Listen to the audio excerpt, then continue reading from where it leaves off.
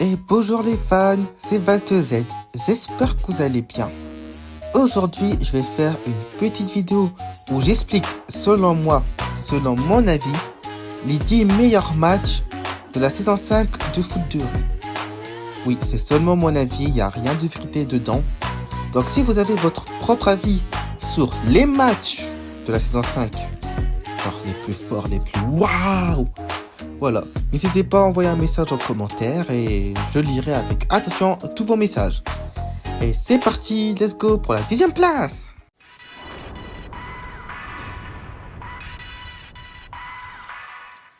En 10e place, je mets du coup l'épisode 19, que c'est les Bleus face au Squall. Ce match a été très sympa, car pour une fois, entre guillemets, il n'y avait pas de problème avec les Bleus. Le seul problème qu'il y avait, c'était avec Petit Dragon, mais encore, ça n'a pas eu d'impact sur le match. Donc sur ça faisait du bien. En plus, vu qu'il y avait l'assistant de Golmiti Rigor, qui était partout en ville, du coup, Tag et Rocker, ils ont eu l'idée incroyable de jouer à la Golmiti. Du coup, franchement, trouver un match pour jouer le foot de rue, franchement, c'était bien, vraiment. Pour un match, franchement, c'était... Et surtout qu'après ça a bien énervé Golmeti. Donc, franchement, Tag est tellement malin qu'il a même fait appel à la télé avec Monsieur Arnold. La télé. Je voulais dire Monsieur Albert. Oh là là là là là. Monsieur Albert. Oh non, Monsieur Albert. Désolé, Monsieur Albert. Bon, le match au début commençait très clairement à l'avantage des Bleus. Alpha qui marque, Jérémy qui marque. Du coup voilà, on voit qui est donc le big boss. Mais les squads rattrapent du coup leur retard, les Bleus attaquent, les squads attaquent. Du coup, au final ça fait 3 partout. Non, franchement, ce match était bien. Franchement, il n'y a pas eu d'embrouille, du coup, il n'y a pas eu de remontée dada en mode on s'entend tous bien et tout ensemble. Ouais. Non, du coup, voilà. Ça prouve que les squads ont quand même un bon niveau car ils ont réussi à faire un match nul contre les Bleus. Les Bleus qui n'ont pas eu d'embrouille majeure à ce moment-là, comme à part Petit Dragon, comme je l'ai dit. Mais bon, vu qu'après Petit Dragon nous jouait pas sur le terrain, du coup ça n'a pas trop impacté les joueurs. Donc voilà. En 9ème position, le match que j'ai bien aimé, c'est l'épisode 17 contre les Enfants du Monde, le match 1. Oui, bon, je le dis d'avance, je préférais le match 1 que le match 2. Même si le match 2 était pas mal dans un autre aspect, mais je préférais le 1. Du coup, c'est là où, enfin, on affronte Assad. Assad, un personnage super important, membre des Anciens Bleus. Il a fait le taf pendant la saison 4 et continue à faire le taf à la saison 5. En tant que rival, mais aussi en tant qu'ami. Petit Dragon, tu dois beaucoup à Assad. Tu lui dois beaucoup. Non, le match commence. Du coup, les Enfants du Monde attaquent. Ils tirent. Ils utilisent même la botte secrète des technos pour faire une passe à Assad. Mais malgré cela, Franck, il arrête tout. Oh là là, franchement, Franck. Franchement, pendant cette période, Franck, parfait. Rien à dire. Ensuite, les Bleus attaquent, marquent. Du coup, 2-0 pour les Bleus avant la mi-temps. Et oui, pour une fois que les Bleus dominent avant la mi-temps. Franchement, c'est rare que les Bleus dominent avant la mi-temps. Mais hélas, Franck reçoit du coup un appel de shooter, il s'est libéré de prison. Et à cause de ça, du coup, Franck n'était plus le Franck super fort, il était super faible. Et du coup, malgré que Bianca a fait de son mieux pour défendre un moment les buts à la place de Franck, ça s'est terminé par 2 partout. Honnêtement, si Franck n'avait pas reçu l'appel, les Bleus, ils auraient gagné ce match. Vraiment, les Enfants du Monde, vous avez eu de la chance. Même si, c'est triste pour Franck. Mais franchement, sans l'appel, vous aurez perdu 2-0. Non, voilà, ce match était quand même sympa. Le enfin match face à Assad. Du coup, comme j'ai dit, j'ai préféré celui-là que le match retour. Bon, c'est pas que j'ai pas détesté le match retour, mais les coups bas qu'ils ont fait les enfants du monde, j'ai pas trop apprécié, je l'avoue. En 8ème position, je mets l'épisode 20 où les Bleus affrontent les Lézards. Alors, ce match, évidemment, ça commence, les Bleus se font dominer. Bianca, elle voit un petit moment que sa mère biologique et Petit Dragon ne sont pas là. Du coup, elle se demande pourquoi. Du coup, les Bleus attaquent, mais les Lézards font des arrêts incroyables. Un petit moment, tu prends donc même les jambes des autres, tu fais sauter, hop, tu l'arrêtes, hop, je saute et hop, je tire. Non, franchement, cette équipe a montré pas mal de spectacles incroyables. Et un petit moment, Bianca, elle a même marqué contre son camp. Franchement, c'est abusé. Du coup, à la mi-temps, les Bleus se font dominer. Mais là, que se passe-t-il? Bianca voit du coup sa mère biologique et tout. Du coup, tout est bien qui finit bien. Sa mère adoptive, sa mère biologique, c'est bon. Bianca est à fond pour la seconde mi-temps. Et les Bleus gagnent 3-2. Voilà, c'est tout ce que j'ai à dire pour ce match qui a été très plaisant à regarder. Maintenant, voici la 7ème place. En 7ème place, je mets l'épisode 3 où les Bleus affrontent les Givrés. Cette équipe qui vient du Canada, super drôle. Vraiment, les Givrés, au début, ils marquent un but. Du coup, voilà. Bianca, malheureusement, elle n'est pas concentrée à cause de la lettre. En plus de ça, les Givrés, un petit moment, ils font un peu le tour de Port-Marie, ou du moins de la zone Izu. Et les autres joueurs, ainsi que le capitaine, sont en mode on les attend. On les attend. Franchement, ils ont fait plein de petits blagues comme ça. Franchement, j'ai rigolé aussi avec eux. Non, franchement, cette équipe, j'aime beaucoup. Du coup, malheureusement pour eux, ils ont perdu face à Bianca. Car Bianca, en seconde période, elle a tout fait. Vraiment, elle a tout fait. Elle a marqué des buts, elle a dribblé tout le monde. Elle a même fait des arrêts. Franchement, non. Les Ivrés, ils ont pas perdu contre les Bleus. Ils ont perdu contre Bianca. Franchement, c'est abusé comment Bianca était impressionnante pendant ce match. Vraiment, c'est à ce moment-là que j'ai réellement respecté Bianca. Parce qu'à 104, je me suis dit, bon, c'est une bonne joueuse. Elle est quand même incroyablement forte. Mais à la 65, cet épisode, je suis en mode, en fait, elle est pas forte. Elle est monstrueuse. Franchement, si vous avez vu ma vidéo sur le top 10 des joueurs, franchement, je spoil pas, mais Bianca, je l'ai mis franchement très très haut. Franchement, un épisode qui m'a quand même bien fait marrer. Surtout, juste avant, Gometti voulait faire la pub et tout. Genre, il a mis des panneaux partout. Taggy Roca les a enlevés. Et du coup, Gometti, quand il arrive, en mode mes pubs! Où sont mes pubs? Où sont mes pubs? Non, franchement, même l'avant-match était quand même assez drôle. À la 6ème place, je mets l'épisode 8 de Foot de rue, où les Bleus affrontent les Lama Pichou. Alors, cette équipe est super rapide. Franchement, à chaque fois qu'ils avaient le ballon, c'était impossible à arrêter. Même Assad a été impressionné. Je pense que même lui, il ne peut pas les rattraper. Voilà quoi. Et RIP pour Assad. Non, franchement, le match était sympa. Surtout au début, très un peu, comment dire. Franchement, avec un grand dispute entre Alpha et Jérémy qui se détestent toujours. Franchement, j'ai aimé cette dispute. J'ai aimé aussi après le fait que Jérémy a écouté Petit Dragon qui met son ego de côté pour jouer avec Alpha et que Alpha fait pareil de son côté, qui mettent leur ego de côté pour l'équipe et que du coup, grâce aux deux, ils ont quand même réussi à marquer un but.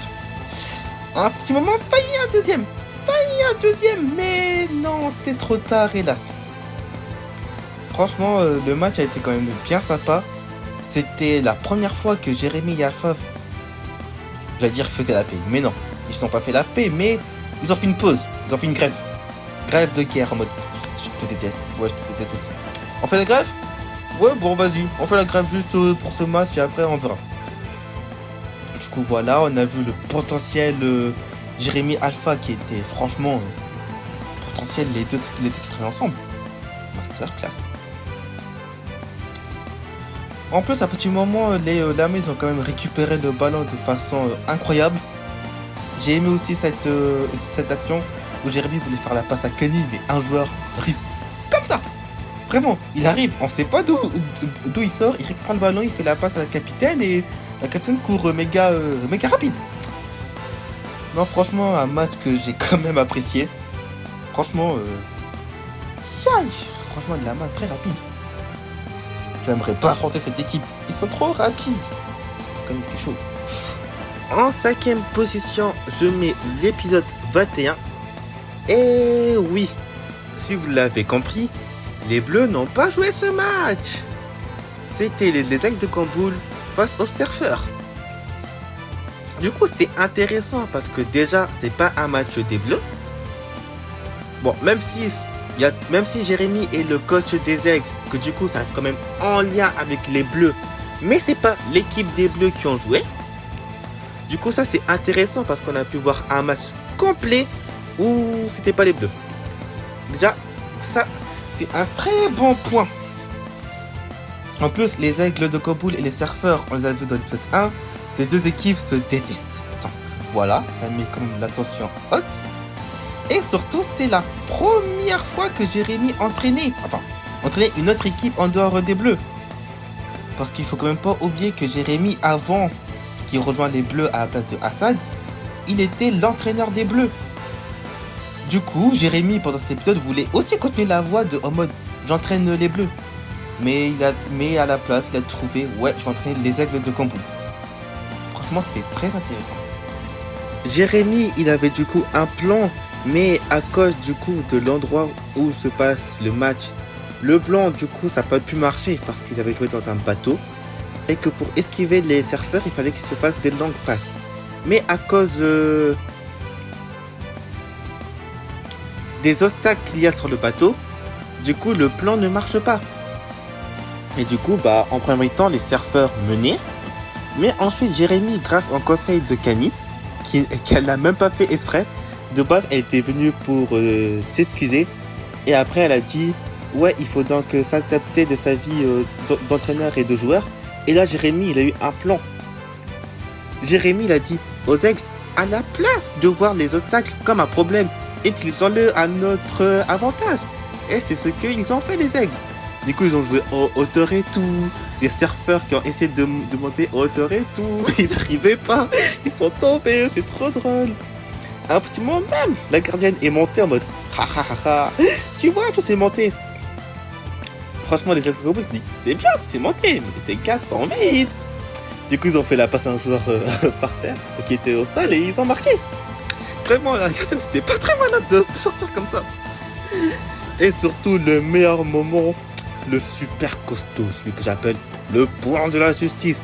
Voulez un petit moment écraser Sanis en mode Sanis, laisse-moi passer. Sanis qui dit oui, vas-y, je te laisse passer. Vas-y, passe quand tu veux. Et en revanche, le ballon, je le récupère. Oh non, franchement, cette phrase, j'étais en mode mamma mia, vraiment, Sanis, impressionnant. Le tac est parfait. Car il est passé, mais sans le ballon.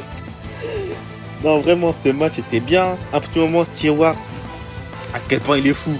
Qu'est-ce qu'il fait? Il appelle Golmetti. Carrément, il appelle Golmetti. Ouais, le match se passe ici.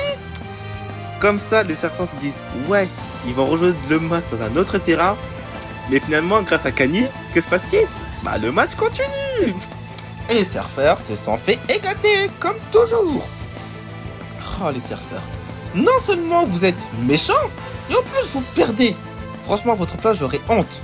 Parce que même des équipes comme Ben et Victoire, ils gagnent au moins des matchs. Ils gagnent. On les voit gagner. Vous, le seul match que vous avez gagné, on n'a même pas vu. On sait juste que vous avez gagné contre la Chine, mais c'est même pas vu. On sait même pas comment vous avez fait et tout. Parce qu'à chaque fois que cette équipe on va jouer, elle perd. Elle perd. Franchement, si vous êtes en quart de finale, franchement, c'est sûr, c'est grâce au scénario. Parce que franchement, sans ça, je pense que les surfeurs, bye. Non, vraiment, ce match a été très intéressant car, franchement, top. Aucun bleu sur le terrain. Bleu coach. Franchement, un match, que j'ai kiffé. À la 4e place, je mets le match de la finale de cette Coupe du Monde. Les Bleus face aux Aigles de Kaboul. Les Bleus, ils arrivent au final. Ils affrontent les Aigles de Kaboul, coachés par le coach Jérémy.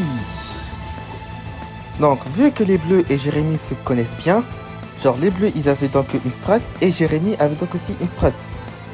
Franchement, ce match qui est bien, c'était un peu strat contre strat. Et vu qu'en plus ça, c'était un match des finales, donc en vrai, les Bleus, ils auraient pu autant gagner que perdre le mondial. Vraiment, on ne savait pas qui allait gagner. Franchement, c'était chaud. En plus de ça, on devait faire attention à Golmiti et tout. Parce que si Golmiti découvre les lieux, on est mort. Il a découvert les lieux. Il allait arrêter tout le monde. Mais le God, Agent Pradé, arrive et arrête Golmiti. Oh, incroyable. Et après, pendant ce match, il y a eu pas mal d'actions. Franchement, on sent que c'était la tension de la finale et tout. Les deux équipes se sont vraiment données à fond. Et j'ai bien aimé le but de la victoire de Petit Dragon. C'est bien, capitaine Petit Dragon. T'as guidé au moins ton équipe jusqu'à la victoire, même si t'es plus capitaine. Bravo à toi. Non, vraiment un épisode que j'ai aimé parce que franchement, la tension était là. Tu savais pas qui allait gagner et franchement, match très bien. On arrive au top 3. Et au top 3, je mets l'épisode 4. Les Bleus face aux Surfeurs de Sydney. Le premier match. Alors, les Bleus n'avaient quasiment aucune chance d'affronter les Surfeurs niveau physique parce qu'ils étaient costauds, baraques comme tout. Du coup, Petit Dragon, il a eu la merveilleuse idée d'utiliser les obstacles à leur avantage. Et franchement, c'était drôle de voir les Surfeurs. Mais pourquoi? Ils vont où? On les a piégés. Oh non! Ils sont rentrés dans la voiture, ils sont rentrés en dessous de la voiture, ils passent entre dans les voitures. Mais on n'en peut plus. Et du coup, grâce à ça, les Bleus, ils ont mené 2-0 avant la première mi-temps. Du coup, franchement, c'était parfait. Mais hélas, les Surfeurs, ils ont compris le plan des Bleus. Et du coup, eux aussi, ils font pareil, mais pour les fautes. Du coup, à cause de ça, ça fait 2-2. Et là, il reste moins de 1 minute. On pense que c'est fini. Mais Petit Dragon, il arrive, il encourage l'équipe. Il dribble tout le monde de l'équipe des Surfeurs. Il tire. Mais là, Steve Ross lui fait un tacle de la mort. Vraiment, on avait trop mal pour lui. Mais heureusement pour Petit Dragon, il a marqué le but. Et du coup, grâce à ça, les Bleus ont gagné. Mais hélas, c'était pas sans prix. Petit Dragon a été dispensé pendant 2 semaines. Il a pu rejouer le match à l'épisode 23. Le pauvre. Vraiment, ça se fait pas. Vraiment, ce match au début était drôle. On dit, c'est bon, les Surfeurs ne sont pas si forts que ça. Mais une fois que les Surfeurs ont compris, on est mort. Et regarde, Petit Dragon, certes, il a marqué un but, mais au prix de sa cheville en échange pour gagner le match. Non, vraiment, c'était un match très bien. La scène où Petit Dragon s'est blessé, non, franchement, tu sens que tu as mal, tu sens l'impact de Petit Dragon, tu sens qu'il fait pas semblant. Franchement, ce match, incroyable. En deuxième place, je mets l'épisode 13. J'ai trouvé que c'était un match super intéressant car on affronte le Brésil. Et franchement, le Brésil nous a montré qu'en dribble, ils sont forts. Vraiment, ils sont tellement forts que même les Bleus ont du mal à récupérer le ballon. Non, vraiment, le Brésil a failli rouler sur les Bleus. En plus de ça, Jérémy et Alpha se disputaient. Donc ça crée une tension quand même pas mal chez les Bleus. Donc voilà, le Brésil mène 2-0. Ensuite, Alpha et Jérémy, ils ont compris leur erreur. Ils travaillent ensemble. Mais au début, franchement, comme le cas, elle a fait la passe à Cani et le capitaine du Brésil qui récupère le ballon. Oh, c'était chaud! C'était chaud! Et quand Alpha et Jérémy, ils ont essayé d'arrêter la fille qui dribble super bien. Là aussi, c'était chaud! Heureusement, Franck, il arrête le tir. Ensuite, Alpha et Jérémy travaillent ensemble. Et ensemble, les Bleus, ils marquent 3 buts. Non, franchement, j'ai aimé ce match parce que franchement, on sait que le Brésil, c'est la meilleure équipe du tournoi. Enfin, l'une des meilleures équipes du tournoi. J'ai bien aimé cette impression-là, que c'était genre trop fort. Bon, après, comme je dis souvent, les Bleus, franchement, pour moi, ils auraient dû perdre ce match. Ils auraient dû perdre ce match. Franchement, si moi j'étais scénariste, j'aurais fait. Ok, les Bleus, vous perdez ce match et vous prenez la revanche contre le Brésil en quart de finale, à la place des Surfeurs. Voilà! J'aurais fait ça, ça aurait été parfait. Et même en plus, du fait que tu affrontes en quart de finale, ça rajoute un peu une petite tension. Parce que la strat de base c'était Alpha et Jérémy ensemble. Mais vu qu'à ce moment-là de l'histoire, Jérémy est avec les aigles de Kamboul. Comment les faire pour gagner? Étant donné qu'il y a seulement Alpha. Du coup, est-ce que Petit Dragon... Voilà quoi. Je pense pas. Que hélas, Petit Dragon, bon, même s'il est fort, franchement, je pense pas que leur duo marcherait. Ou du moins pas aussi efficacement que Alpha Jérémy. Donc voilà, ça aurait racheté du punch en mode oh, on va faire comment pour pas de skip super chaud? On perd Jérémy pour récupérer Petit Dragon. Et on est tous d'accord que même si Petit Dragon n'est pas un mauvais joueur, Jérémy est meilleur que lui. Et pour moi, le meilleur match de la saison 5, même si, je l'avoue, il y a un peu de nostalgie dedans, c'est l'épisode 14, Ancien Bleu contre Nouveau Bleu. Oui bon, sûrement vous dites ouais, c'était pas mal sérieux et tout, c'était juste pour aider Assad. Mais justement, c'est ça qui est beau, c'est que la symbolique est là. Genre, on fait tout pour aider Assad, et surtout, on fait chier Golmeti jusqu'au bout. Moi, c'est ça que j'ai aimé, ils ont fait chier Golmeti jusqu'au bout. Vu qu'à chaque but marqué, Golmeti doit payer de l'argent. Donc, c'est parfait, vraiment. Du coup, à chaque but, Golmeti... franchement, les bleus, dans leur tête, je suis sûr. Ah, il est énervé. Allez, on continue de marquer. Ouais. Allez, on s'amuse. Même Agent Pradé rigolait, vraiment. En plus, on sent qu'à un petit moment, il y avait un passage de flambeau. Vu que les technos marquent avec leur bot, et Kanye et Bianca marquent également avec la bot secrète des technos. Du coup, voilà. Ce passage, on sent que l'ancienne génération peut laisser la place à la nouvelle génération. Et ça aussi, franchement... J'ai kiffé ce match. Franchement, j'ai kiffé ce match. Même si c'était pas un match sérieux et tout. Mais juste pour la symbolique qui représente aider les autres. Mais surtout faire chier Golmeti. Franchement, ce match, j'ai trop kiffé. J'ai trop kiffé. Et voilà. C'est ainsi que ma vidéo se termine. J'espère que la vidéo vous a plu. N'hésitez pas à dire dans votre commentaire quel a été votre match préféré dans la saison 5. Et je répondrai aux commentaires avec un grand Z. C'était Val de Z et je vous dis à la prochaine.